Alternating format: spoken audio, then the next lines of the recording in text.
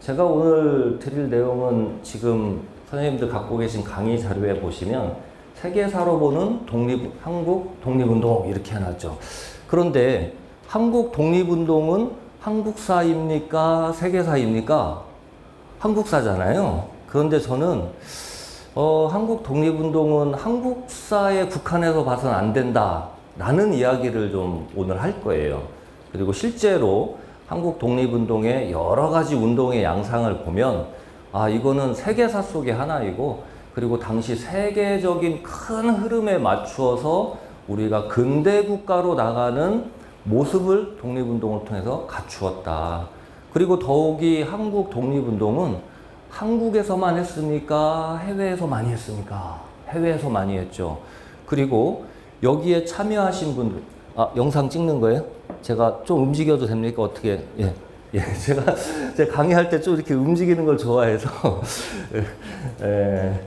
그리고 많은 외국인들과 함께 하거든요. 그런 이야기 우리 선생님들하고 함께 진행하도록 하겠습니다. 중간중간에 혹시 지루하시면 이렇게 기지개도 이렇게 펴시고 자유롭게 들으시면 좋을 것 같습니다. 한 6가지 주제 가지고 왔는데요. 한국 독립운동을 통해서 우리가 양반, 평민, 천민이라는 신분제를 타파했다. 이 이야기를 제가 실제 독립운동 단체와 사례를 통해서 말씀드릴 것이고요. 지금 우리나라는 왕이 있습니까? 없습니까? 없지요. 왜 왕이 없습니까? 바로 독립운동을 통해서 우리가 전제군주제를 극복했다. 그리고 민주주의를 지향했다. 이미 독립운동가들 사이에서 지금과 같은 민주주의의 형태는 머릿속에 있었고 지향을 합니다. 그리고 민족이라는 개념을 각성했다. 이거 조금 어렵긴 합니다만 함께 풀어나가도록 하겠습니다. 그리고 이제 5번째, 6번째, 전 세계에서 전 세계인과 함께했다. 이런 내용입니다. 자, 우리 역사랑 관련 없지만 제가 시민혁명과 산업혁명을 가지고 왔는데요. 왜 이걸 가지고 왔냐면 우리가 막 조선 후기 들었을 무렵에 서구 유럽은 이미 근대화가 되었다는 얘기입니다. 선생님들 잘 아시다시피 프랑스에서는 프랑스 대혁명 혹은 시민혁명 이렇게 부르는 혁명이 있었죠. 요 정치적 혁명입니다. 프랑스 농민들하고요. 프랑스 제3계급. 프랑스에서는 제일 높은 계급이 성직자예요. 1계급. 그 다음에 귀족이 2계급. 평민이 3계급. 그 다음에 이제 우리가 노비라고, 노예라고 칭하는 사람들은 그 밑에 계급이고요. 우리나라로 돌아와서 보면 제일 높은 계층, 우리 다 거기 출신일 텐데 양반층들. 양반, 그죠? 선생님들 다 지금 제가 여쭤보진 않겠습니다만 저는 충주박씨거든요. 본이 충주예요. 그럼 양반이잖아요. 경주 김씨, 그 다음에 뭐 함흥이 씨, 평택 뭐 수원 백씨 다 양반인 거죠. 이 중에 본이 없으신 선생님들 손 없으시잖아요. 그죠? 다 본이 있죠. 왜 이렇게 됐을까? 그런데 조선시대 때 전 인구의 양반은 몇 프로였을까요? 10%를 넘지 않겠죠. 그러면 나머지 90%가 평민과 노비층인데 다 죽었단 말이냐 그러면 우리가 다 양반인데 그렇지 않고 요 시기에 극복이 됩니다. 그런데 이제 프랑스에서는 3계급들이 국민의회라는 걸 만들어서 정치적인 공동체를 만들고 여기에 농민들이 함께 굶주린 농민들이 빵을 달라라고 하면서 함께 가세를 하면서 당시 루이 16세가 장악하고 있던 전제 봉건 제도를 없애버립니다. 그리고 정부군과 실제로 전투를 해서 시민정부를 구성했단 말이죠. 그러면서 전제 왕권을 없애버리고 누구나 평등한 세상, 그리고 법으로 인간의 기본권을 보장해주는 세상, 이런 것들을 지향을 했다라고 하는 것이죠. 자, 요 이제 프랑스에서 시민혁명기에 바스티유 감옥을 습격하면서 혁명이 시작이 됩니다. 그리고 보시는 오른쪽 그림은 루이 16세를 단두대에서 사형을 시키는 장면입니다. 그리고 그의 부인인 마리 앙뚜아네트도 9개월 후에 사형을 시킵니다. 그러니까 왕을 직접 사형을 통해서 프랑스는 상징적으로 이제는 왕이 없는 나라이다 라는 것을 선언을 합니다. 그래서 지금도 프랑스는 왕이 없어요. 네, 대통령제를 쓰고 있고, 뭐 이런 정치적 혁명을 하지 않고, 뭐 근대적 산업혁명을 주로 한 나라들은 아직 왕이 있죠. 이건 입헌 군주제. 어디가 있을까요? 영국이죠. 왕이 있죠. 뭐 일본 왕이 있죠.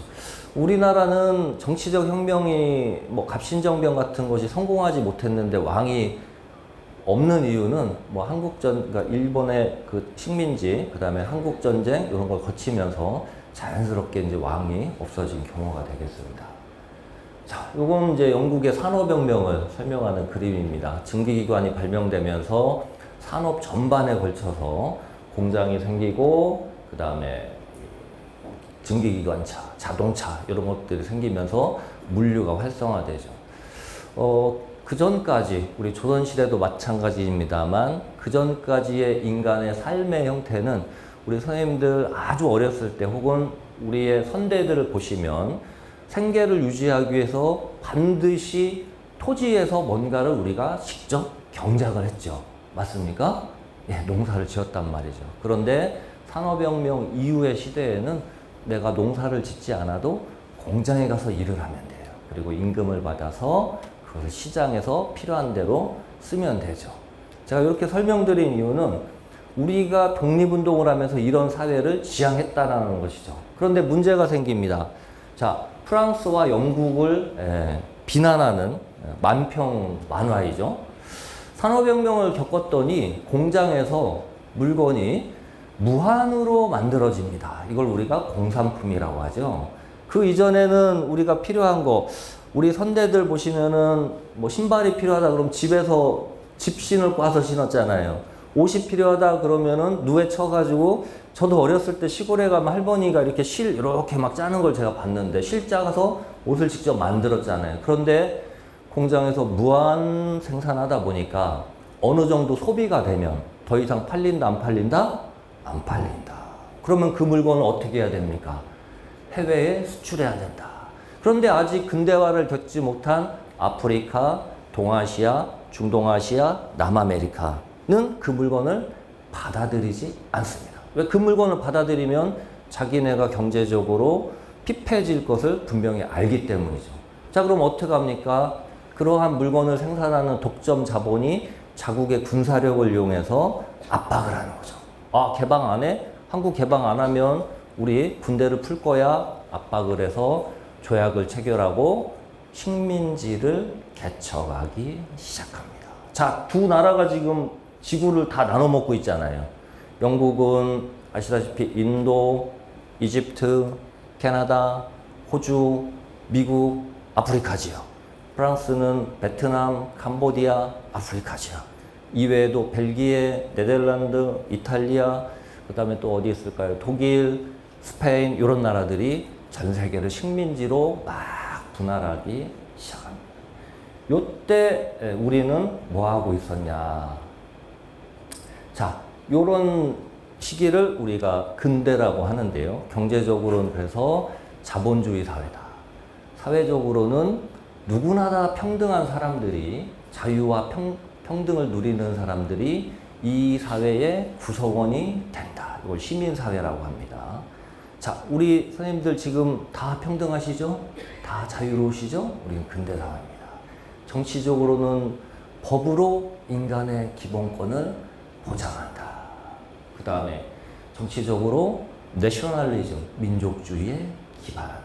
문화사상적으로는 인간의 이성을 신뢰해서 그것을 과하게 적용해서 인간을 기아와 질병으로부터 해방시킨다. 우리 백신 언제부터 맞기 시작했어요? 바로 근대 이후부터 맞기 시작했어요. 우리 언제부터 충분하게 먹기 시작했어요? 조선시대 때 몇 끼를 먹었어요? 2끼를 먹었습니다. 제가 학생들한테 강의하면서 2끼 먹었다 얘들아 그러면, 아유 선생님 왜 빵 같은 거 먹으면 되지 2끼밖에 안 먹었어요? 이렇게 하는, 식량 생산이 부족해서 2끼를 먹습니다. 이때 이후부터는 3끼를 먹기 시작합니다. 이런 시기가 근대사회인데, 우리나라 역사의 가장 큰 문제는 이런 근대사회 주체적인 역사, 자생적인 역사가 언제부터 시작돼요? 언제부터? 선생님들이 한번 생각해 보실까요? 언제부터? 네, 18세기 후반이라고 이야기한 학자도 있고요. 대원군 정권기 1860년대라고 하는 학자도 있고요. 갑신정변 1884년이라는 학자도 있고요. 강화도 조약 1876년이라는 학자도 많습니다. 왜 이렇게 많냐? 서구의 시민혁명이나 산업혁명처럼 시기를 특정할 수가 없습니다. 그러다 보니까 일본이 식민지배를 하면서 한 이론이 뭐예요? 식민지배를 하면서 이론이 뭐예요? 식민지 근대화론 이런 거 얘기하죠. 그 다음에 너희 나라는 조선은 아직 근대화 단계를 못 거친 나라야. 그래서 우리가 너희 나라를 미개 국가에서 산업사회로 군사사회로 우리가 발전시켜 준 거야 라는 게 식민지 이론입니다. 이게 그러면 우리가 그 역사를 맞아요 라고 수용을 하면 타당할까요? 네, 그렇지 않죠. 우리 주체적인 역사가 분명히 있단 말이죠. 과연 그 역사의 시작점, 이러한 서구 유럽과 마찬가지로 주체적인 역사의 시작점을 언제부터 찾아야 되는가? 자, 그 찾는 과정을 지금부터 시작해 보도록 하겠습니다. 자, 신분이 이제 없어지는 과정을 독립운동사에서 제가 찾아보도록 하겠습니다. 자, 선생님들 지금 광복회 회원분들이시니까 선대들이 의병하신 선대들 계실 줄로 압니다만 1894년도에 일본이 한국에 병력을 보냅니다. 조금 더 거슬러 올라가면 1894년도 1월 달에 저쪽 전라도 밑에 고부란 지역, 지금의 정읍입니다. 전봉준이 고부군수의 탐악에 못 이겨가지고 항쟁을 일으킵니다. 근데 이제 정부에서 안핵사를 보내죠. 보내서 이걸 잘 처리해야 되는데 농민들만 처벌을 하는 거예요. 조병갑은 처벌하지 않고. 그러니까 전봉준이 옆 동네 무장이란 동네에 가서 동합적주 손아중 김계남과 연합해서 10,000명의 군사를 모아요. 자, 무슨 운동? 동학 농민 전쟁 또는 동학 농민 혁명 이렇게 부르죠. 자, 동학 농민군들이 전주까지 갑니다. 이때 고종 정권에서는 청나라의 군대 파병을 요청해요. 청나라 군대가 들어오니까 농민군들도 야, 이러다가 나라가 위험할 수 있다. 정부와 협상을 하자. 그래서 전주에 머물죠. 이게 전주화야. 그런데 이때 청나라 군대가 들어오면서 일본에게 알려줘요. 야, 우리 군대 조선에 들어간다. 왜? 1884년도 갑신정변 때 두 나라가 조약을 체결해요. 텐진 조약을 통해서 상호 한 나라라도 조선의 군대를 파병할 경우에는 서로 알려줘야 된다라고 협약을 맺어요. 그러니까 일본이 이때 야, 잘 됐다. 우리도 개항장에 있는 우리 상인들을 보호해야 되니까 군대를 보내겠소 라고 해서 알려지기로는 약 8,000명의 군대를 보냈다고 해요. 근데 이 군대들이 와서 처음에 한 일이 1894년도에 7월 달에 저쪽 광화문에 있는 경복궁을 점령합니다. 지금 생각하면 남의 나라 군대가 우리나라 청와대 점령한 거예요. 그리고 내각을 교체합니다. 그 내각의 수장에 누구를 앉히냐면 김홍집이라는 사람을 앉혀요. 그래서 선생님들 김홍집 하면 친일 내각 이렇게 여러분 인식하시는 거예요. 나중에 김홍집은요, 그래서 그 고종이 러시아 공사관으로 아관파천 피신을 했을 때 퇴근하다가 군중들에 의해서 맞아서 죽습니다. 맞아서 죽어요. 네. 그러니까 이 역사에 있어서 행동을 함부로 하면 안 되겠죠. 아무튼 일본이 경복궁을 점령하니까 저쪽 안동에 있던 서상철이라는 관찰사가 이건 도저히 있을 수 없는 일이다라고 군대를 조직해서 일어납니다. 이게 근대 의병의 시작입니다. 그리고 1895년도에 조선의 왕비였던 명성황후를 일본이 시해하죠. 명성황후 시해 사건, 이른바 을미사변 이렇게 부릅니다. 쭉 이제 의병이 이어집니다. 그리고 1904년도에 러일 전쟁 기에 한일 의정서 체결에 또 반대해서 경상도에 허위 의병장이 전국에 막 통문을 돌리면서 의병들아, 유생들아, 일어납시다. 양반들아, 일어납시다. 도저히 참으면 안 됩니다. 라고 쭉 일어납니다. 자, 여기서 1905년도까지의 의병은 의병장이 누구다? 제가 다 써놨죠? 예.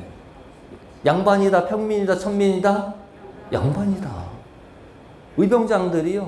다 성리학을 배운 유교 지식인들이에요. 양반들이에요.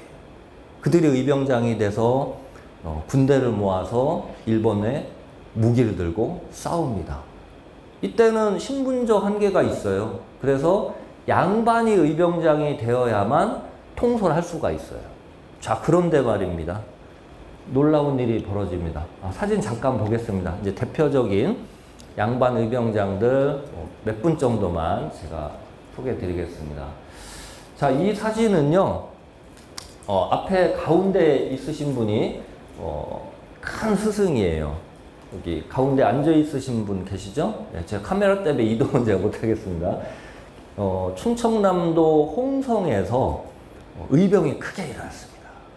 혹시 홍성 출신 분 계실지 모르겠지만 1906년도, 1896년도, 그 다음에 1906년도 두 차례 일어나는데 1906년도에 홍주성을 점령합니다.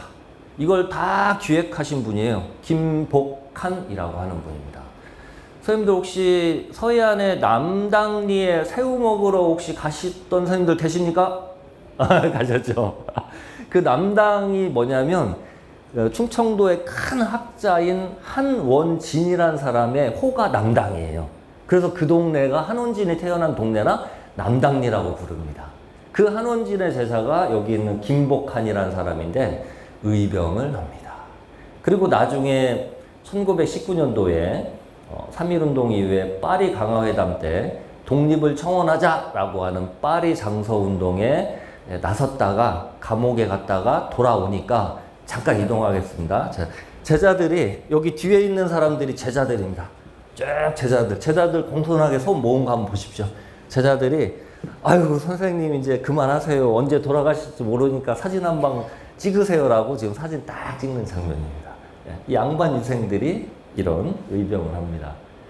요분은 이제 그 충북 제천을 점령한 유인석이라고 하는 의병장입니다.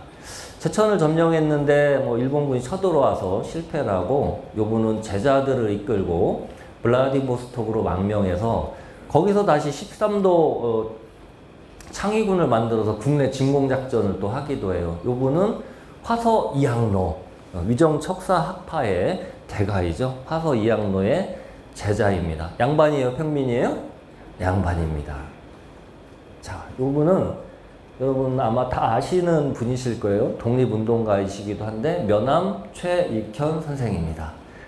예, 제가 강의 중에 혹시 존칭을 좀 생략하더라도 양해 부탁드리겠습니다. 이름만 하더라도 절대 외람된 게 아니라 그냥 강의상 그렇게 하도록 하겠습니다. 양해 부탁드리겠습니다. 이 최익현은요, 대단하신 분인 게 1873년도에 대원군 집권기 때 고종의 아버지 대원군이 철권 통치를 할 때 대원군 물러가시오! 라고 탄핵상소를 낸 사람입니다. 10가지의 잘못을 들어서 그 서슬퍼런 대원군 정권기에 물러가시오! 그래요. 흑산도로 유배를 갔지만 이게 이제 여론이 형성되면서 대원군이 물러납니다. 그러다가 1876년도에 강화도 조약 체결했잖아요. 고종 정권에서 강화도 조약 체결하려고 하니까 도끼를 들고 광화문으로 갑니다. 가가지고 도끼를 딱 놓고 상소를 내요. 그 유명한 도끼를 등에 지다 지부 궐에 엎드리다 복궐 상소입니다. 저들의 물건은 1년의 계획으로도 항상 남음이 있는 것이요.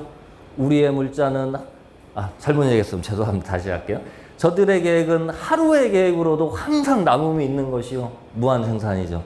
우리의 물자는 1년의 계획으로도 항상 모자라는데 모자라는 것과 남는 것을 교역하게 된다면 삼천리 강토는 피폐해지고 말 것이고 나라는 망하고 말 것입니다. 라고 강화도 조약 체결하면 안 됩니다. 라고 상소를 합니다. 이대로 안 하실 거면 제 목을 쳐주세요. 라고 도끼를 들고 가는 거죠. 물론 이제 강화도 조약 체결됐죠. 그리고 관직을 내려놓고 충청남도 청양에 은거하다가 1906년도에 드디어 전라도 태인에 내려가서 의병을 또 봉기를 합니다. 근데 막 싸우다가 관군이 내려오니까 우리는 관군, 우리 조선 사람과 싸울 수 없다. 그래서 자진 무장 해제를 당하고 대마도 유배형을 받고 서울에서 부산으로 가는 길에 대전 인근에서 딱 찍었다는 사진이 저 사진입니다. 네. 저 사진. 유배 가는 길에 찍으신 사진이에요. 아시다시피 대마도 가셔서 최익현 선생님 어떻게 되셨어요? 예. 나는 외놈이 주는 밥을 먹을 수 없다. 그러니까 막 이 제자들하고 집에 안에서 막 난리가 났어요. 그래서 부랴부랴 대마도에 통신을 띄워가지고 가가지고 제자들이 선생님 이건 외놈이 주는 게 아니라 우리가 갖고 온 겁니다. 드세요. 라고 해서 좀 드시긴 하는데 결국 병에 걸리셔서 1907년도 안타깝게 1월 1일 날 순국하십니다. 그리고 그 유해가 부산으로 와서 쭉 해서 지금 이 최익현 선생님의 그 묘역은 충남 예산군 광시면에 묘역이 조성되어 있습니다. 자, 이분도 양반이에요? 평민이에요?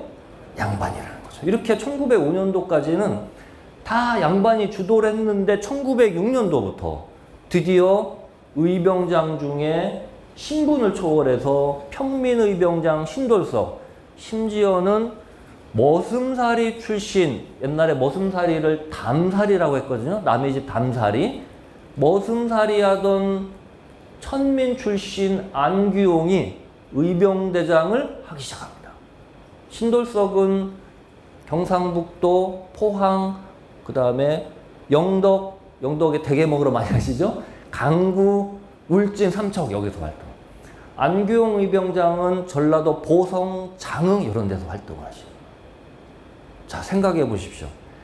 아직까지 양반과 평민, 천민, 신분의 구별이 엄격한 시기에 평민이 대장이 되고 천민이 대장이 되면 혹시라도 그 밑에 있었던 양반이나 평민들은 말을 들어야 되잖아요. 대장의 말을. 근데 내가 신분이 높은데 신분이 낮은 평민의 말을 듣는다? 이건 조선 후기에 정말 상상할 수 없던 일입니다. 심지어 아까 보여드렸던 앞으로 잠깐만 넘어가겠습니다. 요 유인석 부대에서 어떤 일이 있었냐면 1896년도 3월 달에 경기도 지평, 가평에서 유인석 의병부대의 가장 저돌적인 공격 대장이었던 김백선이라는 사람이 전투를 합니다. 이때 병력이 딸리니까 중군장 안승우에게 병력 요청을 해요. 근데 안승우가 안 보내줘. 그래서 가평에서 그렇게 싸움 잘하던 김백선 부대가 지고 부관이 많이 죽었어요. 부하들이. 그러니까 김백선이 본진에 와가지고 안승우한테 항의를 합니다. 아니 왜 군대를 안 보내주냐. 당신 때문에 우리 부관들이 많이 죽고 패했단 말이지. 자, 김백선은 어떻게 됐어요? 김백선 평민이었습니다. 어떻게 됐을까요? 1896년도 일입니다. 신분이 엄격했어요. 안승우 중군장은 양반이었어요. 그리고 요 유인석 부대는 양반 부대예요. 김백선 어떻게 됐을까요? 예. 양반에게 항의한 항명죄로 사형당합니다. 부대대에서. 이런 시기였단 말이죠. 그럼에도 불구하고 1906년도부터 평민의병장이 출연했고 심지어 1907년도에 천민 출신의 안규용 의병부대는 양반 부대인 신남일 부대와 연합작전을 하려고 계획도 합니다. 그러면 양반도 야 이제는 나라가 망해가는데 더 이상 신분이 필요 있다 없다? 아 신분은 더 이상 의미가 없겠구나 라는 생각을 스스로 하기 시작했다. 자, 요분이 이제 신돌석에 대한 그림인데요. 뭐 사진은 없고 굉장히 키가 크고 그 다음에 날쌔고 날렵해서 일본이 굉장히 골머리를 앓았다. 그래서 끝내 잡지 못해서 현상수배를 내걸어서 이 현상수배의 눈먼 부관에 의해서 잡히고 맙니다. 안타깝지만요. 자, 여기 보시면 저쪽 가운데 부분에 제가 잠깐 움직이겠습니다. 네, 여기 요 분이 안규용 의병장입니다. 그리고 같이 연합작전을 하려고 했던 신남일 양반 부대예요. 요 사진은 지금 여기 계신 분들이 복장이나 모양새가 좀 남루하죠. 1909년도에 일본이 식민지배를 빨리 해야 되는데 의병들이 워낙 거세게 항의를 하니까 너무 방해가 됩니다. 그래서 1909년도에 남한 대토벌 작전이라는 작전명으로 전라도 일대 의병들을 정규 군대가 가서 토벌하기 시작합니다. 이때 한 8,800여 명의 의병이 죽거나 붙잡히거나 다치거든요. 여기서 남한은 전라도 일대. 이때 전라도에서 잡힌 의병장들의 모습이에요. 잡혀서 고초를 당했을 때 찍은 사진이라 모습이 좀 남루합니다. 머슴 출신 의병장 안규용과 양반 출신 양반 의병부대 신감일 부대가 연합작전을 계획했다. 그래서 1906년도부터는 이 독립운동가들 사이에 신분이라는 것은 이제 큰 의미가 없겠구나라고 그들 스스로 깨닫기 시작합니다. 만약에 그렇게 못 깨달았으면 여기 선생님들 제가 대략 보기에 지금 내줄 시기니까 지금 80여 분 이상 계신 것 같은데 이 중에 10% 8분만 양반이신 거예요. 네. 만약 이때 못 깨달았으면. 네. 자, 또 다른 사례를 보겠습니다.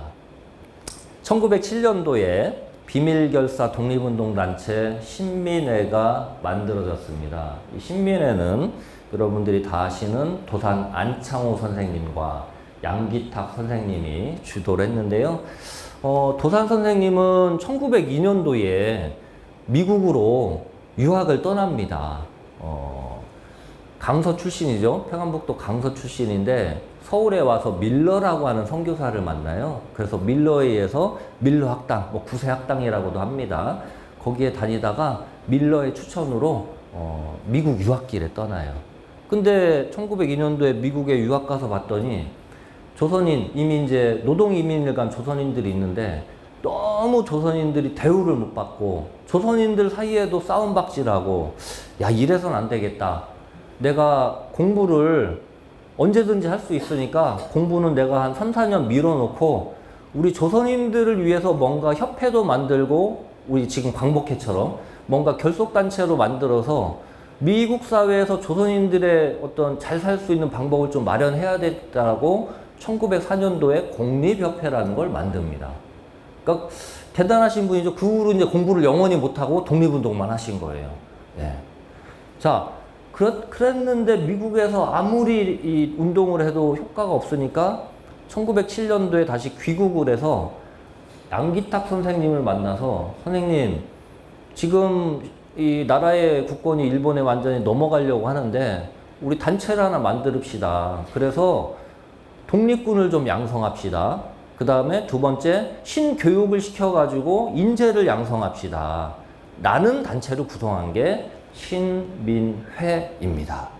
이 신민회는 전국에 지부가 있었고요. 약 600명 정도의 회원을 확보를 했습니다.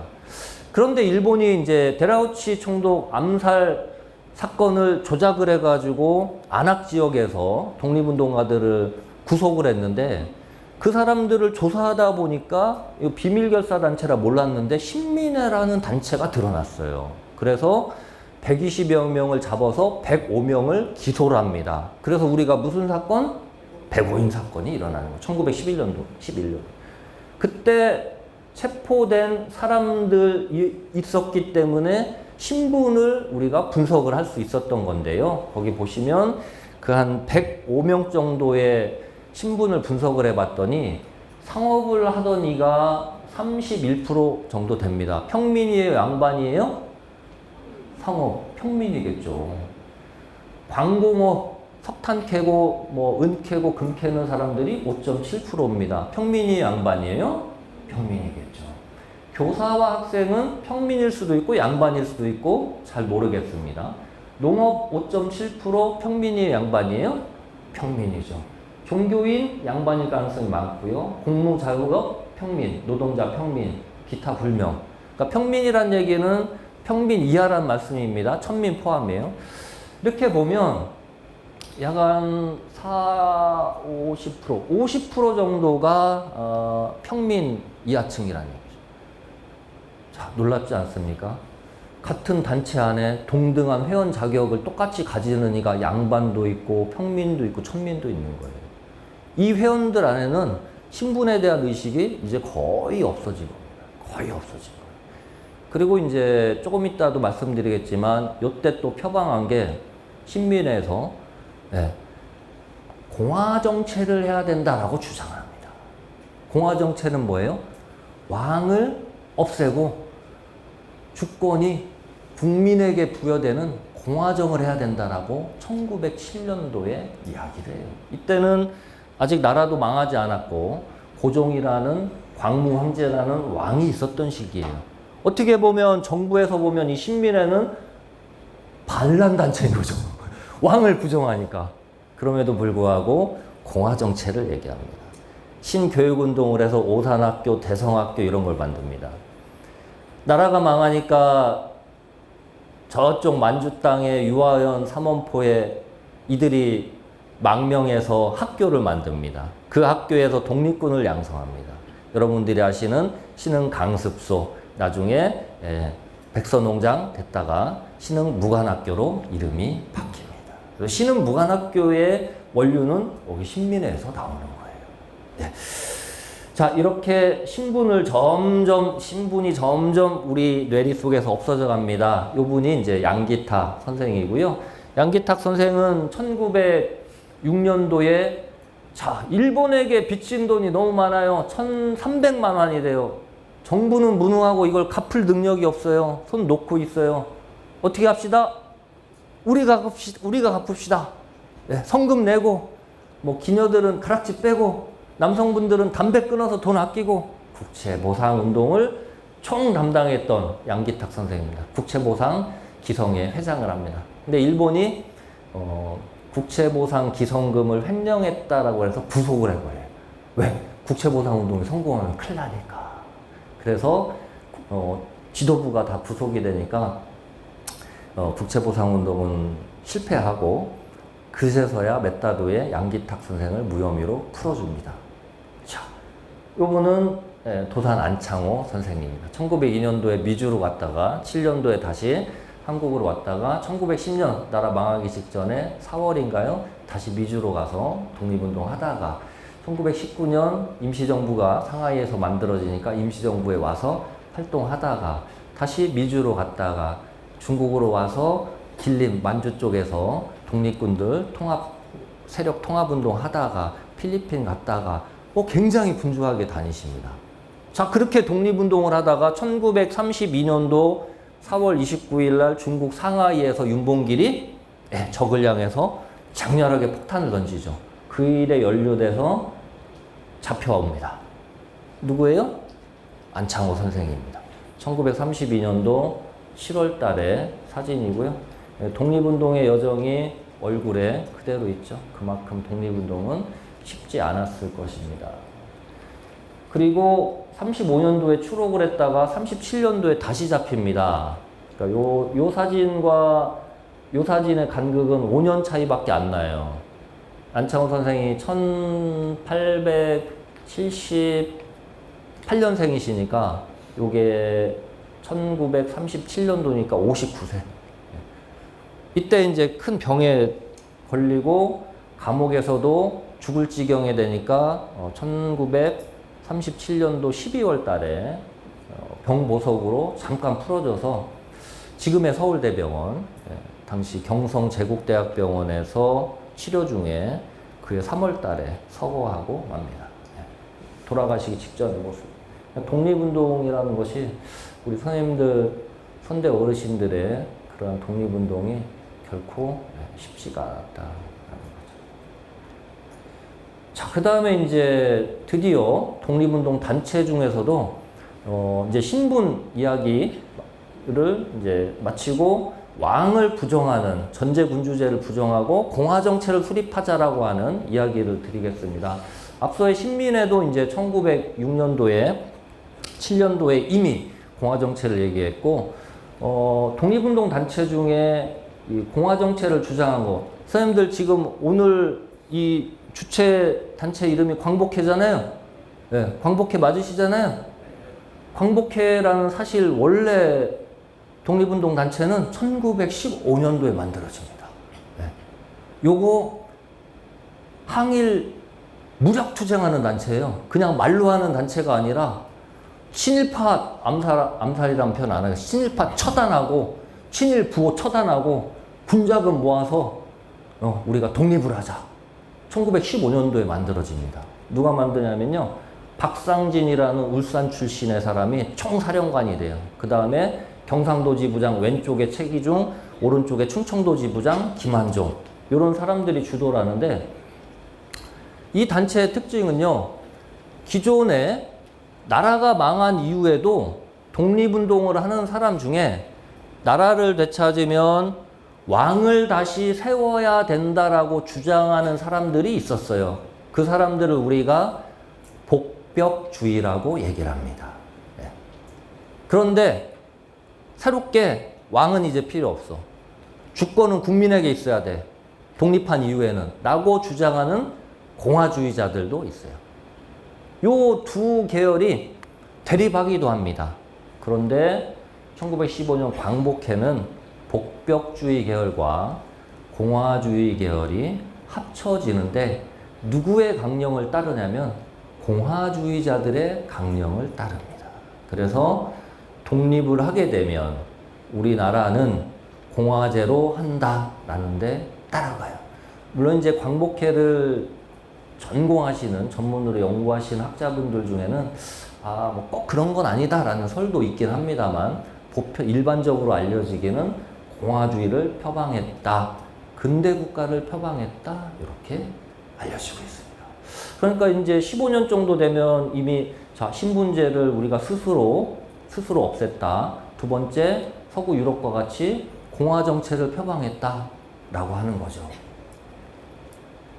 요분 박상진, 최기중, 김한종은 잘 모르시겠지만 요분은 아마 선생님들 대한민국 국민의 70%는 아실 것 같은데요. 누구일까요? 100% 정답입니다. 김좌진입니다. 김좌진은요 원래 광복회 회원이었습니다. 네. 고향이 충청남도 홍성인데 활동을 하다가 1917년도에 이 광복회는 전국에 지부를 가지고 있어요. 그래서 지금 우리 광복회도 전국에 다 지부 있잖아요. 그죠? 해외 지부도 있더라고요. 그죠? 당시 광복회는 만주에도 지부가 있었어요. 이 만주에는 광복회 부사령을 파견을 했습니다. 그래서 만주 쪽에 있는 우리 동포들이랑 독립운동을 했는데 1917년도에 광복회 부사령 만주 지부장이었던 이진용이 체포가 돼요. 야, 그럼 만주 지부를 누구한테 맡길까? 누구를 부사령으로 할까? 고민하다가 제가 왜 보여드렸겠어요?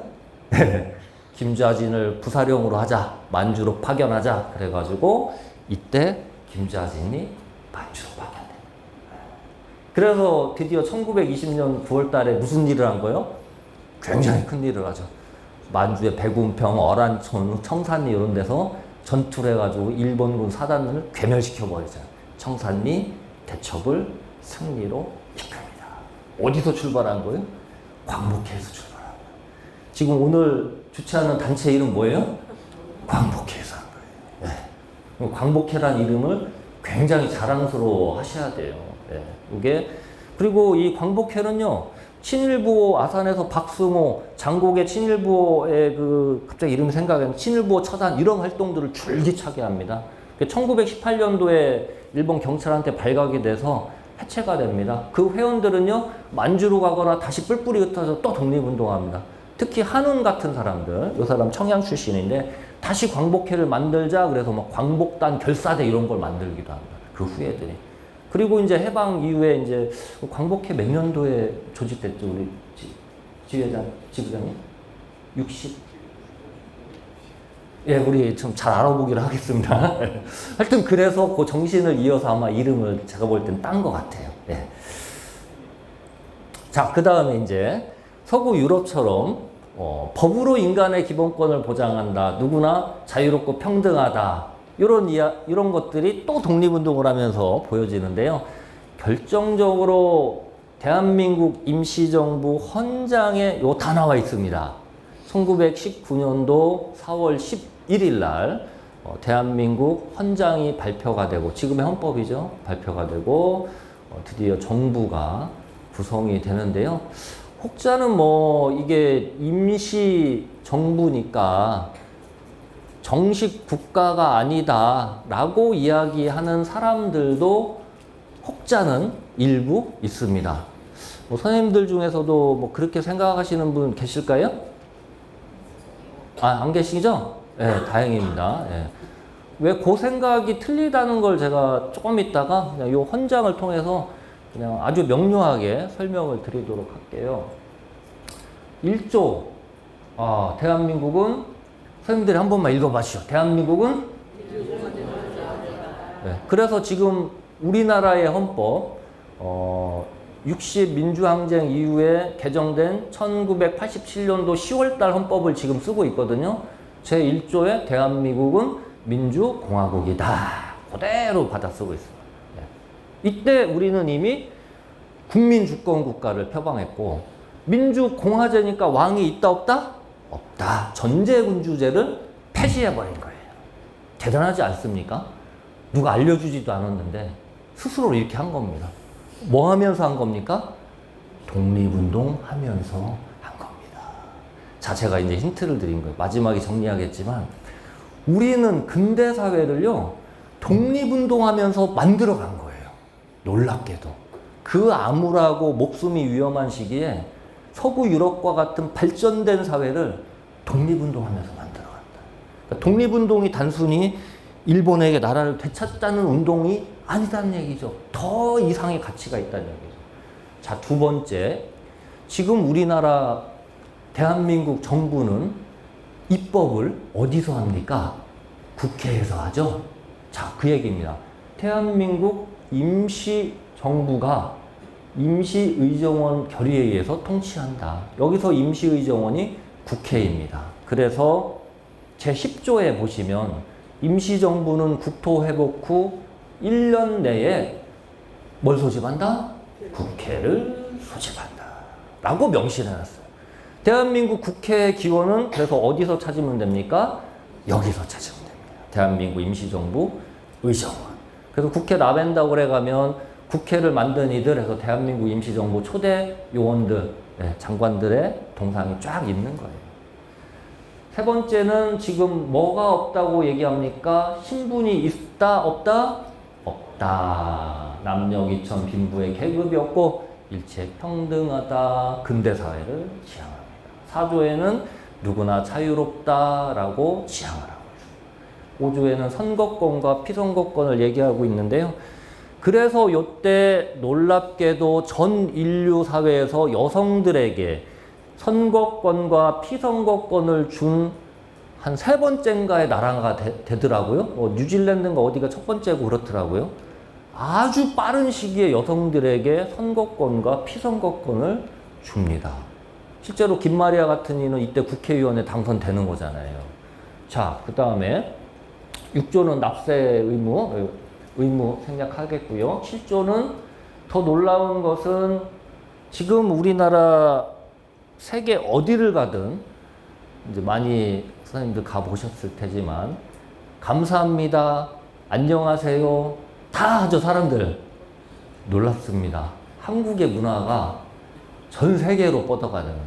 제가 2019년도에 외교부 초청받아가지고 사우디아라비아에서 뭐 잠깐 강연하고 온 일이 있는데 이 히잡 쓴 소녀들이 제 한국인인 걸 보고 오빠 안녕하세요 막 이러더라고요. 그래서 아이고야 사우디에서도 한국말 하는구나. BTS 막 이러더라고요. 놀랍습니다. 그런데 그 DNA 유전자는 이 암울한 시기에 뭐에 공헌해야 된다? 인류 문화를 얘기합니다. 인류 문화. 지금 선생님들 앉아 계신 자리가 백범 김구기념관이잖아요. 백범 선생님이 문화 강국 이야기를 합니다. 그 북구시 채도 있네. 문화 강국. 야, 독립운동 하느라고 목숨이 왔다 갔다 하고 사실 먹을 것도 제대로 못 먹으면서 풍찬 노숙하면서 독립운동 하는데 그때 문화를 생각한 거예요. 그 DNA가 있었던 것 같아요. 그게 120년 후 지금쯤 발현되는 것 같습니다. 놀라운 얘기고요. 자, 10조는 아까 얘기한 거고 8조는 이제 형식상 황실을 우대한다라고 했습니다. 자, 다시 앞으로 돌아가서 이때 대한민국은 임시정부니까 뭐 정식 국가가 아니다라고 혹자들은 그렇게 얘기하는데 제가 그 반박 논리를 명료하게 설명드린다고 했는데요. 여기에 다 있습니다. 특히 이제 제2조에 보면 대한민국은요, 누가 통치하냐면 요 당시에는 임시정부가 통치를 하는 거예요. 그때 왜 임시정부라고 했냐면 땅을 빼앗겼기 때문에 국토가 없으니까 정부의 이름을 임시정부라고 한 거예요. 자, 그런데 해방이 되고 나서 50 총선거를 통해서 이승만이 대통령이 당선이 되고 1948년 8월 15일에 정부는 이제는 임시정부가 아니라 국토가 있으니까 대한민국은 이승만 정부가 통치를 하는 거예요. 그리고 지금은 쭉 이제 걸러와서 지금의 정부 이름은 뭐 올해 선거 오래 있었나요? 하여튼 선거를 거쳐가지고 이재명 정부가 통치하는 거예요. 맞습니까? 자, 여기서 힌트가 있겠죠. 대한민국의 국호는 이 시기부터 변했다, 안 변했다? 안 변했다. 정부의 이름은 항상 선거 제도에 의해서 항상 정부의 이름은 바뀐다, 안 바뀐다? 바뀐다. 정부의 이름. 옛날에 임시정부였고 이승만 정부, 박정희 정부, 전두환 정부, 노태우 정부, 지금은 쭉쭉쭉 와서 이재명 정부. 앞으로도 뭐 선거가 이루어지면 또 정부 이름 바뀌겠죠. 그러니까 대한민국은 언제 성립이 됐다? 1919년 4월 11일 날 성립이 됐다. 다만 그때는 통치하는 정부 이름이 임시였고 48년도 8월 15일에는 정식 정부 이승만 정부 됐다. 그러니까 대한민국은 1919년 4월 11일 날 성립되었다는 게 학계의 정설입니다. 자, 그렇게 여러분들 오해 없으셨으면 좋겠습니다. 임시정부 요인들이 활동했던 상하이입니다. 오른쪽은 100년 전의 그림이고요. 왼쪽은 이제 발전한 상하이의 모습입니다. 이분들 프랑스 조계 안에서 고군분투하면서 이렇게 임시정부를 꾸려서 임시정부 청사 마당로에 있는 마지막 청사의 모습입니다. 아주 그냥 일반 민가의 1층, 2층을 임대해가지고 어렵게 투쟁을 해 나갔습니다. 이 사진은 1921년도에 이제 1월 1일 날 상하이 그 남경로라고 우리 선생님들 답사 가시는 선생님들 다 계시겠지만 그 번화가 거리에 영한백화점이라고 있어요. 그래서 그 꼭대기에서 임시정부 요인들이 신년 축하 기념 사진을 찍은 겁니다. 여기 다 아시는 선생님들 맨 앞줄에 앉아있는 선생님이 백범 김구 선생님입니다. 맨 앞줄에. 그러니까 맨 앞줄에 이렇게 양반다리하고 앉아 계시잖아요. 그러니까 김구 선생님은 아직 21년도만 해도 어떤 주요 지도급 인사는 아니었던 것 같아요. 앞줄에 바닥에 앉아 있으니까. 주요 지도급 인사는 이제 두 번째 줄에 다 어떻게 하고 계세요? 딱 팔짱 끼고 자신만만하게 이렇게 계시잖아요. 이렇게 자신만만하게. 왼쪽부터 신익희 선생, 그 수염 이렇게 기르신 분이 그 유명한 이제 그 예천 신규식 선생, 그 다음에 이시영 선생, 그 육형제 중에 한 분이죠. 이회영, 이시영, 이철영. 그 다음에 이제 블라디에서 활동하셨던 이동희 선생, 그 다음에 이제 이승만 박사, 그 다음에 손정도 선생, 이동영, 부통령까지, 국무령까지 하죠. 그 다음에 도산 안창호 선생, 맨 오른쪽에 이제 그 동그라미 치신 분. 이런 분들이 주요 지도급 인사였습니다. 저희가 올해도 상해에 다녀왔는데요. 이 영암백화점 꼭대기에 예전에는 그 백화점 그 담당 관리한테 얘기하면 문 열어줬거든요. 가서 보라고. 그래서 사진도 찍고 그랬는데 한국 사람들이 너무 많이 온대요. 그래서 요즘은 도네이션 좀 기부를 해라. 그래서 팀당 한 20만 원 정도를 내야 거기를 문을 열어주더라고요.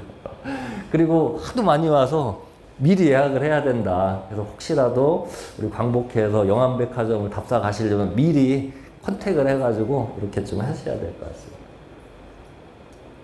자, 요거 약간 어려운 얘기인데요.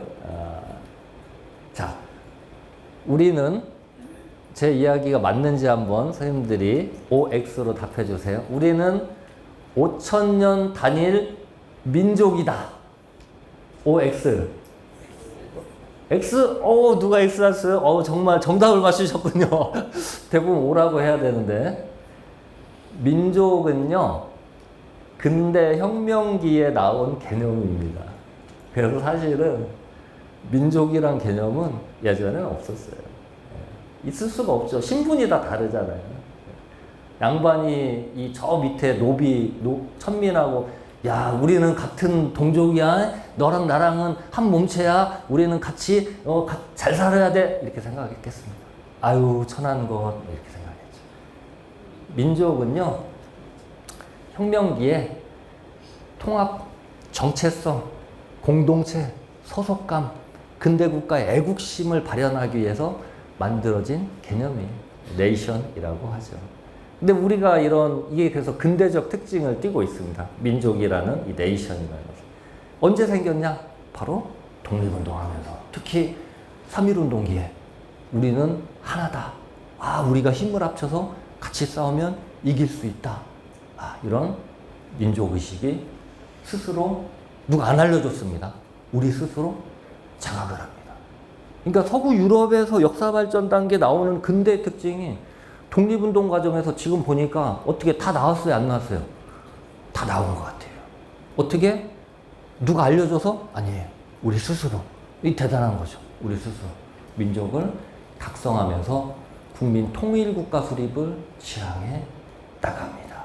이게 이제 그래서 독립운동은 곧 우리는 근대적 민족운동이다.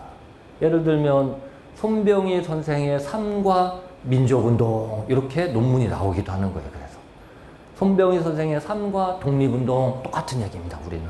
근데 민족운동과 독립운동은 원래 다른 개념인데 우리는 독립운동하는 과정에서 민족을 각성해서 내셔널리즘에서 운동했기 때문에 우리의 독립운동은 민족운동이랑 같은 개념으로 쓰입니다.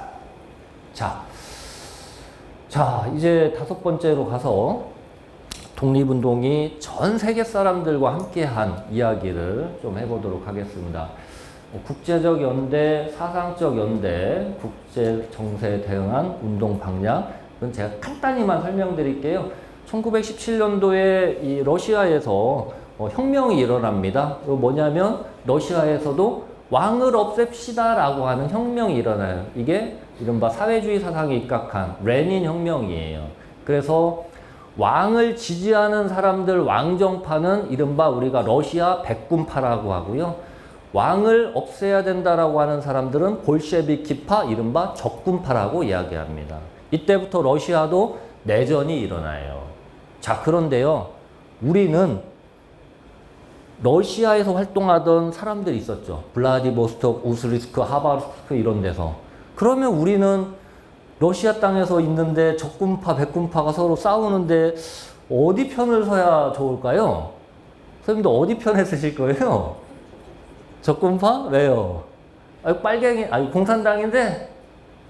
자, 그게 아니라 당시에 일본이요, 러시아 백군파를 지원합니다. 그러면 우리는 당연히 어디 편에 서야 되겠어요? 적군파. 사상도 중요하지만 우리의 독립전쟁의 이론은요, 일본이 군국주의를 팽창하고 대륙을 침략하고 전쟁을 한다면 우리는 일본의 편에 선다? 일본의 적의 편에 선다? 우리는 항상 일본의 적의 편에 선다. 그리고 같이 일본과 싸운다. 그리고 이겼을 때 우리가 승전국으로서 독립을 쟁취한다. 이게 우리 독립전쟁 이론입니다. 네. 그러니까 우리는 항상 사상도 중요하지만 사상의 유불리를 떠나서 일본의 적의 편에 쓰는 거예요. 항상. 그래서 러시아에서 활동했던 대부분의 독립운동가는 러시아 적군파를 지원합니다. 최봉설 같은 이는요, 이 간로 15만 원 사건의 주인공인데 러시아 적군파의 장교가 돼가지고 전투도 합니다. 여러분들이 아신 이준, 이위종, 이상설 할 때 그 이준, 이위종 선생은요, 러시아 적군파 장교가 돼요. 네. 사상을 떠나서. 그러니까 지금처럼 우리가 한국전쟁 이후에 북한과의 대치 상황에 그 공산당의 개념이 아닌 거예요. 네. 적의 편. 일본이라는 적의 편에 간다. 이렇게 생각을 하십니다. 그리고 이제 코민테른에서 이 약소국가, 식민지 국가를 지원하겠다라고 하고, 레닌이 특히 조선에게는 600만 루블의 독립자금을 지원하겠다라고 약속도 하고, 실제로 1920년도에 20만 루블에 해당하는 황금을 받아오기도 합니다. 실제로 이렇게 연합을 했고요. 중국 국민당, 장개석이 이끄는 국민당, 윤봉길 의거위에 우리를 얼마나 도와줬어요. 여러분, 그 중국 충칭, 중경에 있는 임시정부 청사 가보신 선생님 계시잖아요. 굉장히 건물이 크고 대지도 넓잖아요. 다 장개석이 준 겁니다. 장개석이 6회 6번에 걸쳐가지고 20만 달러의 운영자금도 계속 지원을 해요. 장개석 아니었으면 임시정부 살아날 수가 없었어요. 예. 뭐 미국, 영국, 국제연합, 뭐 사상적으로 민족주의, 아나키즘, 사회주의, 공산주의, 독립운동에 필요하다면 우리는 사상적으로도 다 연대를 합니다. 목적은 뭡니까? 독립입니다. 자, 국제정세에도 아주 민감하게 대응을 합니다. 지금 우리가 글로벌 사회지만요, 당시 활동했던 요분들을 보면 우리보다 더 국제적인 사람들. 이미 이때 전 세계 24개국에 나가 있었거든요. 전 세계 24개국. 네.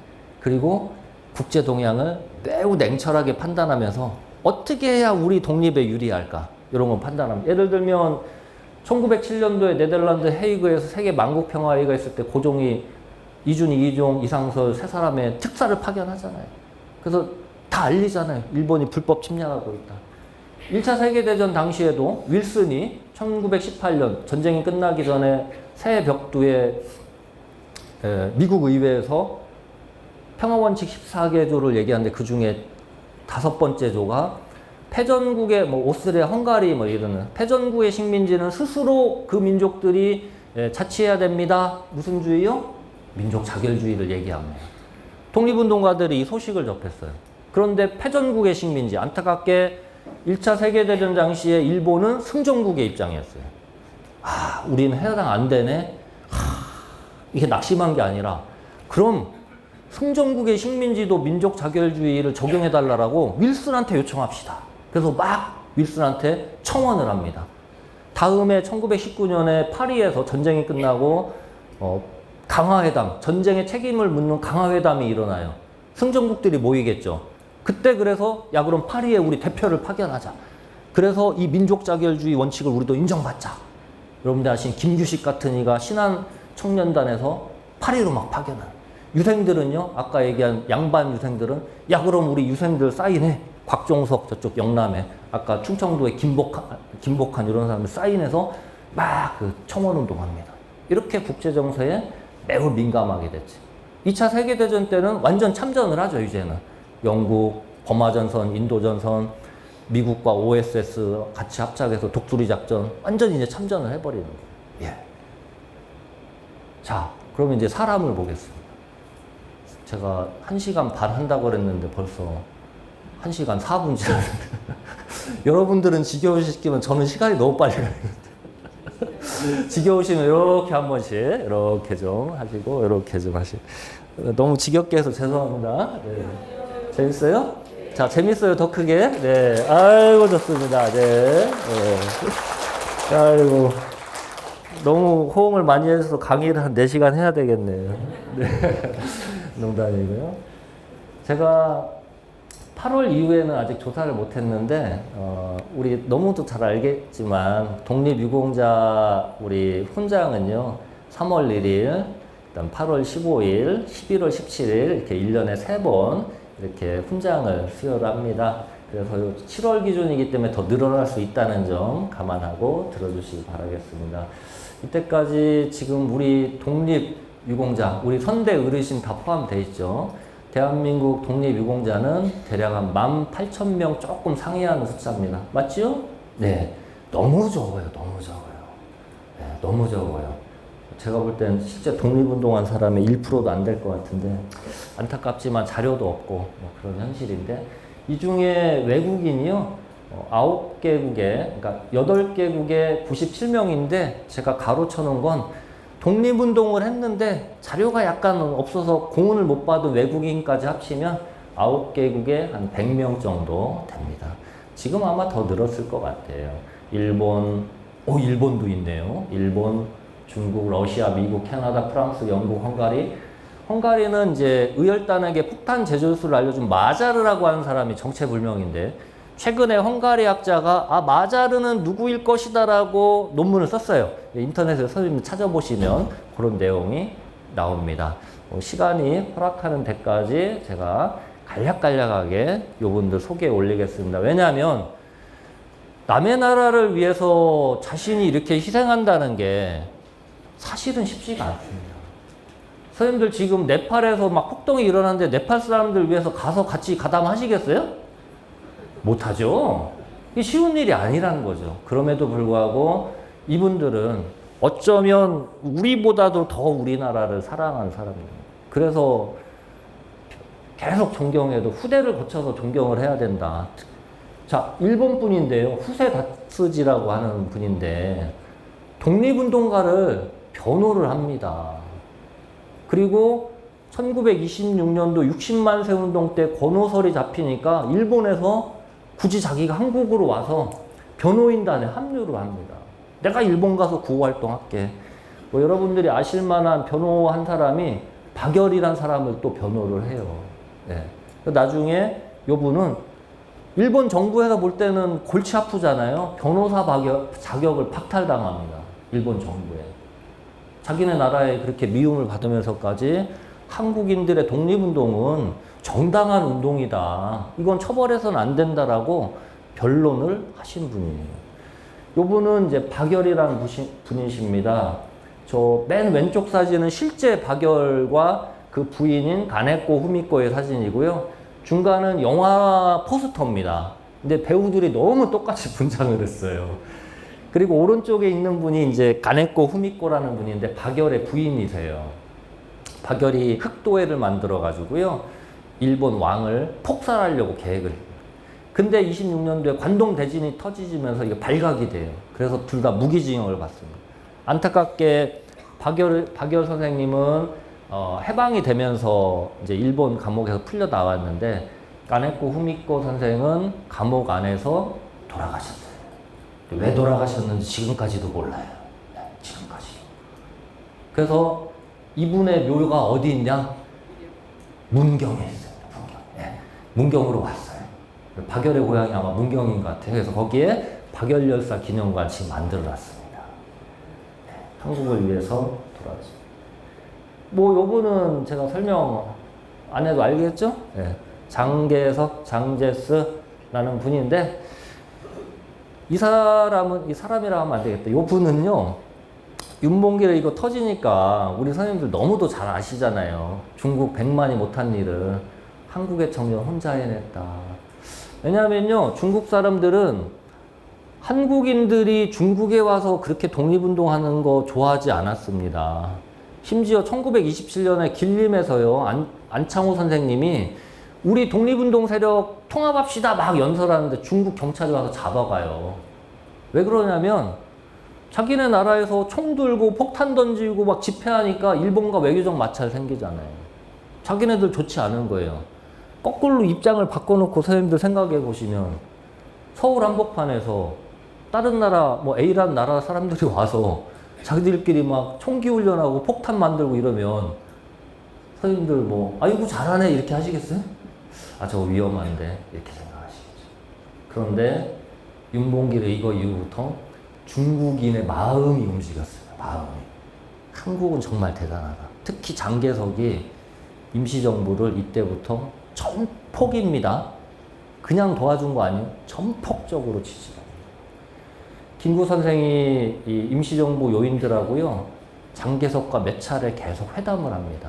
그때마다 강조한 것이 당신이 만약에 연합국의 일원이 돼서 뭔가 회의를 할 일이 생기면 한국의 독립을 연합국에서 보장하도록 노력해 주세요라고 몇 차례 얘기를 합니다. 장개석이 세뇌당한 것 같아요. 제가 볼 때는. 제가 볼 때는.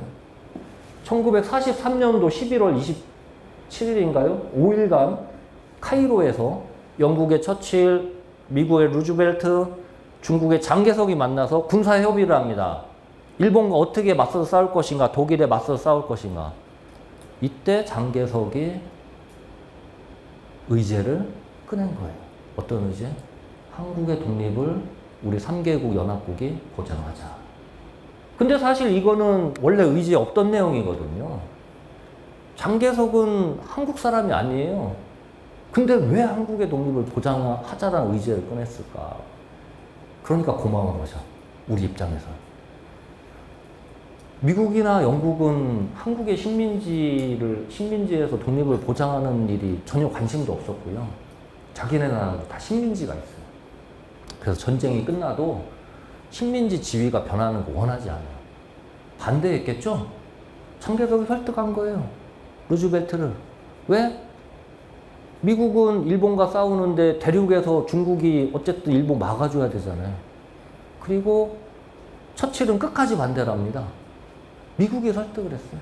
미국은 당시에 독일의 공세에 몰려서, 영국은 당시에 영국은 당시에 독일의 공세에 밀려서 미국의 군수 지원이 필요할 거예요. 그래서 마땅치 않으니까 어떻게 인듀어 코스 적절한 시기에 독립을 보장한다. 그 적절한 시기가 딱 들어가요. 적절한 시기. 이거 그때로 돌아가서 뛰어버렸어야 되는데, 그죠?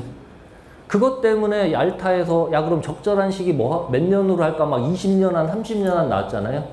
그리고 해방 이후에 광복 이후에 1945년도 12월 달에 모스크바에서 영국, 미국, 소련이 만나서 적절한 시기 몇 년? 5년 신탁통치 아니 그래서 나와요. 물론 이제 그걸 극복하고 우리는 가장 빠른 시기에 독립국이 된 거죠. 뭐 때문에 독립국이 된 거예요? 우리의 독립운동 때문에 됐다는 얘기죠. 장개석이 뭐 아무 관련 없는데 한국의 독립을 보장해달라고 의제 올렸어요? 아니죠. 내가 봤는데 한국은 강제병합 이전부터 피로써 30 몇 년에 걸쳐서 처절하게 투쟁하더라. 저들 나라는 일본이 패망하면 스스로 나라를 운영할 능력이 충분하게 있다. 보장해줘야 된다. 전 세계에서 2차 세계대전 중에 독립을 보장받은 나라 한국 말고 다른 나라 아시는 분 손들어서 말씀해 주시면 고맙겠습니다. 없습니다. 없어요. 유일하다는 얘기죠. 뭐해서? 그냥 우리가 가만히 앉아 있어서 뭐해서? 독립운동해서. 가만히 앉아 있으니까 그냥 연합국이 선물 그냥 위에서 준 거예요? 아니죠. 우리가 운동해서 쟁취한 거죠. 자, 중국 사람입니다. 그 절강성 성장을 지낸 저보성이란 사람이고요. 그 며느리 주가애고요. 그 다음에 주애보라는 여인인데요. 김구 선생이 윤봉길 의거 이후에 그 피신할 때 그 상하이에서 항저우로 임시정부 옮겨갔는데 그 사이에 가흥이라는 자싱이라는 지역에서 김구 선생을 숨겨줍니다. 저보성이. 자기네 양아들네 집에다가. 그리고 거기도 위험하니까 그 며느리, 그 주가애입니다. 가운데가. 공은 못 받았어요. 주가애 선생이 자기네 친정인 해엄으로 그 한여름 8월 달에 김구 선생을 이렇게 안내하면서 머리에 과일이고 고기 들고 먹어야 되니까 땀을 뻘뻘 흘리면서 안내해서 이 가운데 여인이 자기네 친정으로 모시고 갑니다. 그게 해엄 별장이란데요. 답사를 해서 가시는 거예요. 김구 선생이 백범일지에 써놓습니다. 내가 지금 얘기로 하면 영상, 활동사진으로 찍히는 기계만 있다면 저 여인의 모습을 찍어두고 싶다. 나를 위해서 저렇게 한여름에 땀을 뻘뻘 흘리면서 만약 우리 후손들이 이 일을 잊지 않고 꼭 기억해주면 좋겠다라고 백범일지에 써놨습니다. 그래서 제가 기억하려고 이렇게 그림도 가져오고 선생님께 소개시켜드리고, 소개해드리고. 공문은 못 받았어요. 김구 선생님 가흥에 가면, 자싱에 가면 피난처이고요. 거기 그러니까 저보성 며느리 아들 집인데 그 피난처 2층에 가면요 마룻바닥이 저만큼 뜯깁니다. 그래서 유사시에는 저기 앞에 사다리 보이시죠? 사다리를 밑으로 쭉 내리고 2층에서 1층으로 쭈르륵 내려오면 밑에 배가 있습니다. 이 배에 누가 항상 대기하고 있냐면 주애보, 맨 오른쪽에 있는 주애보라는 여인이 노를 지어가지고 요 호수로 김구 선생을 피신시킵니다. 일본이 갑자기 급습을 했을 때. 그리고 이제 남경까지 김구 선생을 복필하면서 따라갑니다. 이제 남경에서 김구 선생이 더 이상 목숨이 위험하니까 이제 너는 고향으로 가라. 그때 선생의 수준에 몇백 원의 돈이 있었나 봐요. 그래서 그걸 쥐어주면서 야, 목숨이 위험하니까 이제 더 이상 나를 보필하지 말고 가라라고 했는데 백범일지에 또 그런 내용이 있어요. 내 수중에 이거밖에 없어서 나를 위해서 저렇게 헌신한 여성에게 이거밖에 못 주는 게 천추의 한이다. 뭐 그런 얘기가 실려져 있습니다. 이 사람들 다 남의 나라 사람들 도와준 사람이에요. 요 가운데 주예보하고요, 오른쪽에 주가의 두 분은 공은 못 받았습니다. 저보성 저분은 공은 받았어요. 네. 주예보 선생이고요. 이제 그 러시아의 그 하바롭스크에서 최초의 한인 사회당을 만든 김 알렉산드라라는 한국 여성인데 아버지가 철도 노동자로 일찍 러시아 가서 귀화해가지고 국적은 러시아 사람입니다. 요분 적군파한테, 아니, 백군파한테 잡혀서 죽습니다. 백군파한테. 요 사람도 공은 못 받으셨는데 3.1운동을 전 세계에 알린 주역입니다. 요분 부인, 그 잘생기고 그냥 아름답잖아요. 머리 테일러가 이제 그 배우였는데 둘이 결혼을 해요. 그리고 서대문 그 형무소 앞에 이제 딜쿠샤라는 집이 있는데 거기다 26년도에 그 집을 짓고 사는데 이 부인께서 1919년 2월 28일 날 어떻게 됐어요? 잘하시네. 세브란스 병원, 지금 서울역 앞에 있는 지금 연세대 빌딩 그 자리인데 거기서 아기를 낳아요. 근데 이제 이갑성이라는 사람이 세브란스 병원에 근무하고 있었는데 독립선언서를 숨겨야 돼. 어디다 숨기지? 메리 테일러 아기 낳은 산모 침상 밑에다 숨깁니다. 일본 헌병이 다 뒤졌는데 안 나와요. 그래서 그걸 나중에 꺼내가지고 꼬깃꼬깃 접어가지고 동생이 일본으로 출국할 때 구두 밑에를 파서 구두 밑창에 넣어서 가져가서 일본에서 동생이 전 세계에 야 조선에서 이런 일이 있더라라고 타전을 해서 전 세계에 3.1운동이 알려집니다. 네. 요 알버트 테일러는 나중에 태평양 전쟁할 때 일본에 의해서 이제 미국으로 쫓겨가는데 미국에서 이제 돌아가셔요. 돌아가시면서 유언을 남깁니다. 나의 사랑하는 조국 한국에 내 시신을 묻어줘라. 그래서 메리 테일러가 바로 이 시신을 가지고 올라가는데 전쟁이 터지네. 한국전쟁. 그래서 못 가지고 전쟁 이후에 유고를 가져와서 마포의 양화진에 외국인 선교사들에게 묻어줍니다. 이분 무덤이 지금 한국에 있어요. 네. 그 아들 브루스 테일러가 있었는데 돌아가셨고 지금은 제니퍼 테일러가 있습니다. 잘 아시죠? 요 분은 이제 미국에서 한국 신유회를 만든 톰킨슨, 그 다음에 뭐 스코필드 박사 캐나다인 요 분은 너무나 잘 아실 거고요. 그 다음에 미국 하원 의원인 루이 말랭, 이 사람은 프랑스 국회의원인데 한국의 독립을 지지하자는 결의안을 이끌어냅니다. 요거는 영상이 있어가지고 영상 잠깐 요거 좀 보겠습니다. 나는 기억합니다. 지금으로부터 100여 년 전, 나와 우리 민족은 분열을 주장하는 일본의 탄압에 팽팽히 맞서고 있었습니다. 누군가는 소용없는 일이라 했고, 누군가는 모른 척했으며, 누군가는 우리가 고통받는 사실조차 몰랐습니다. 모든 상황이 힘들었지만 나는 외롭지 않았습니다. 우리 민족의 고통을 외면하지 않고 목소리를 내준 친구들이 있었기 때문입니다.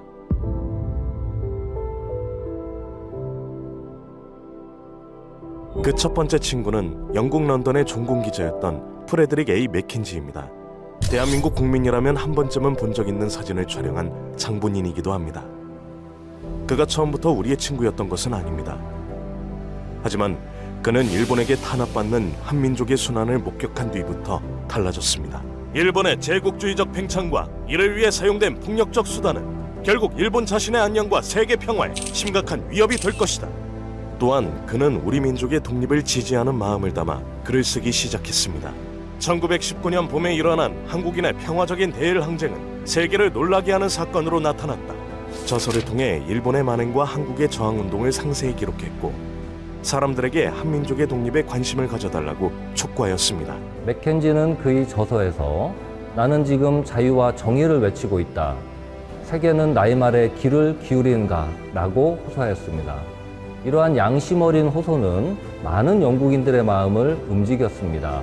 한국 독립을 지지하는 사람들이 하나 둘씩 모였고 드디어 1920년 10월 26일 영국의 유력 인사 60여 명이 모여 한국신우회를 창립하였습니다.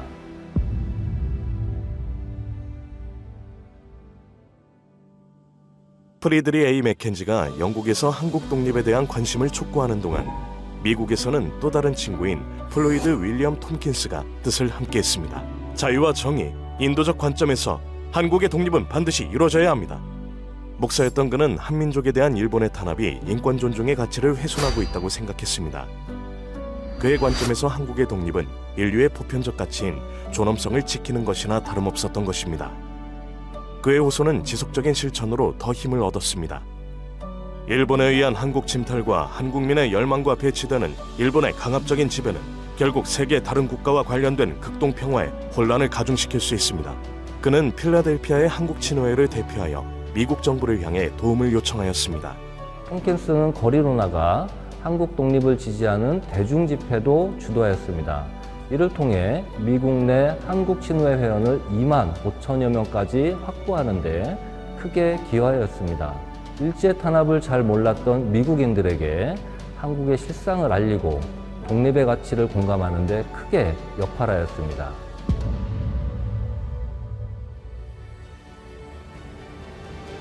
우리 민족의 독립을 염원하는 친구는 프랑스에도 있었습니다. 인류학자이자 정치인이었던 루이 마랭입니다. 파리 강화회의에서 그는 한국이 일본으로부터 탄압받고 있다는 사실을 알게 된 뒤 한국의 독립을 지지하기 시작했습니다. 3천만 인구를 가진 나라 한국이 고통을 받고 있으며 정의를 요구하고 있습니다.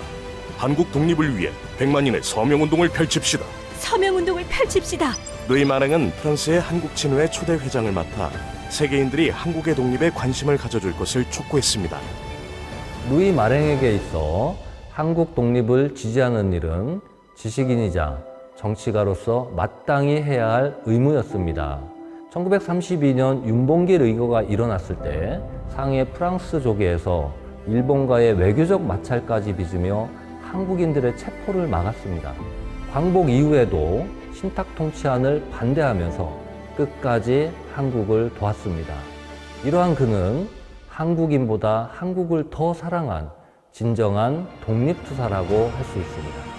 맥켄지, 톰킨스, 루이 마랭 이들 3명은 영국과 미국, 프랑스에서 한국 친호회를 창립하였습니다.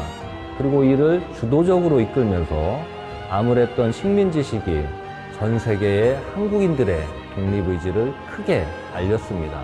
이들은 한국 독립운동에 큰 힘이 되었고 바로 우리들의 친구이자 우리들의 진정한 독립운동가입니다.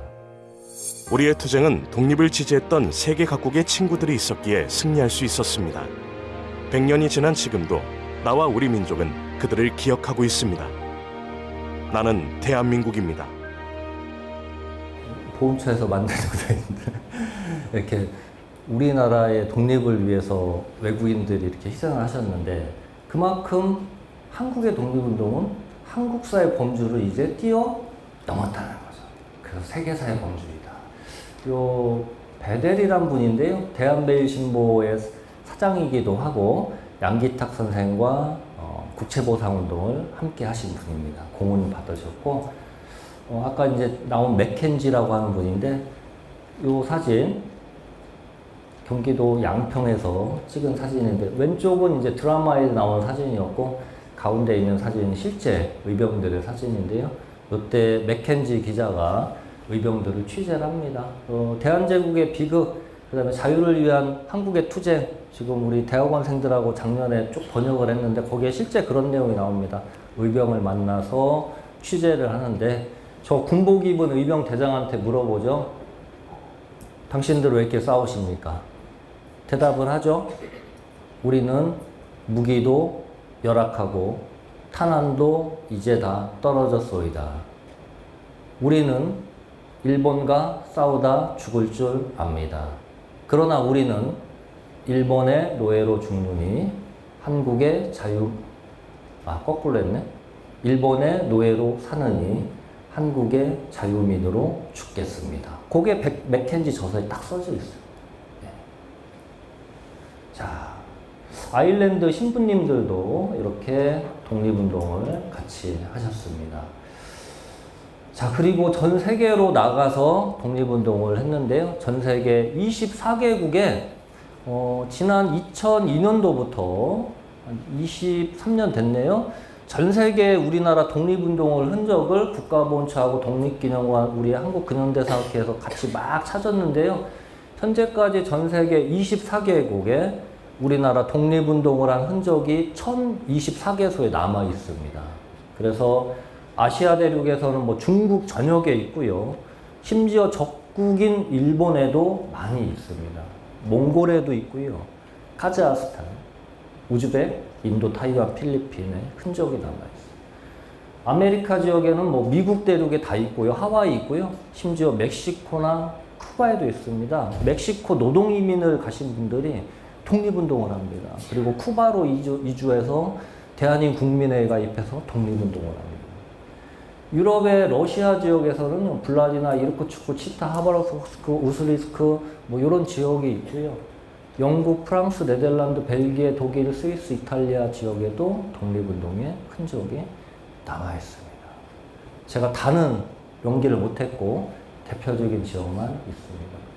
그 선생님들 혹시 해외여행 가실 때 내가 가는 지역에 혹시 독립운동 사적지 있을까? 이렇게 한번 독립기념관에 이 사적지 명들이 다 들어가 있어요. 이렇게 한 번씩 보시면 좋을 것 같습니다. 지도는 제가 생략을 하겠습니다.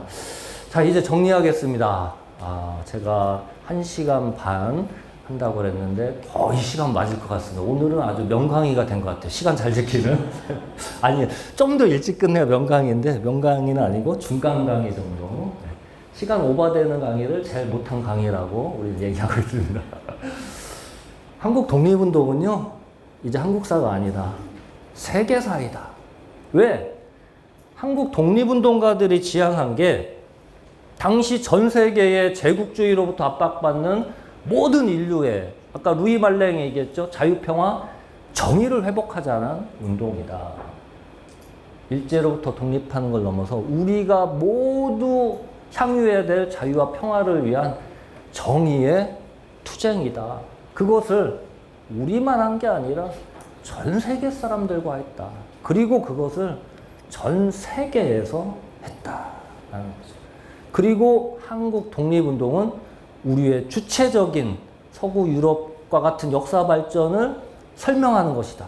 신분을 타파했고 민족 공화제를 얘기하면서 전제 왕권을 없앴고 자유와 평화 신분제를 없앴다. 자유와 평화를 기여했다. 평화에 기여했다라는 면에서 우리의 근대화 과정은 바로 어디서 찾아야 된다? 독립운동에서 찾아야 된다는 게 저의 주장입니다. 그리고 독립운동하는 우리 학자들의 주장이에요. 그래서 일본이 쳐들어와서 너희 나라를 근대화 해줄게. 맞다? 틀리다? 틀리다. 우리 스스로 근대화했다. 그러면 오늘 여기 계신 선생님들은 광복회 또 후손들 계시고 관련돼서 설명도 하시니까 독립운동이 매우 중요하고 우리 지금 21세기도 중요하다고 생각하시니까 부연 설명 안 돼도 되겠지만 딴 데서 강의하면 뭐 150년 전 얘기 뭐하러 또 해요 막 이러신 분들이 있어요. 그런데 저는요 지금 우리 시대에 이 독립정신 꼭 필요하다. 왜? 독립운동가는 독립이 될 줄 알고 독립운동 했습니까? 그 암울한 시기에 어쩌면 안 될 수도 있다라고 생각하면서 했지요. 그건 뭐예요? 그렇지만 독립된 이후의 미래를 우리 대중에게 제시를 해준 개척자들이라는 거죠. 미래주의자들이라는 거죠. 그리고 인류 평화에 선도적인 역할을 했던 사람들이에요. 그리고 이미 그때 뭐 했어요? 다 국제적 연대를 했죠. 지금 글로벌 시대잖아요. 우리 그런 거 필요합니다. 그리고 그분들은 한 발 앞서간 사람들이에요. 그래서 21세기 대한민국이 다시 한번 전 세계에서 지금 뭐 경제대국 10위지만 사실 더 도약하려면 독립정신 꼭 필요하다. 그들이 150년 전, 120년 전에 이미 다 그렇게 했다. 그걸 우리는 다시 한번 배워야 된다. 딱 저 시계로 30분입니다. 제가 할 얘기는 여기서 다 마쳤습니다. 감사합니다.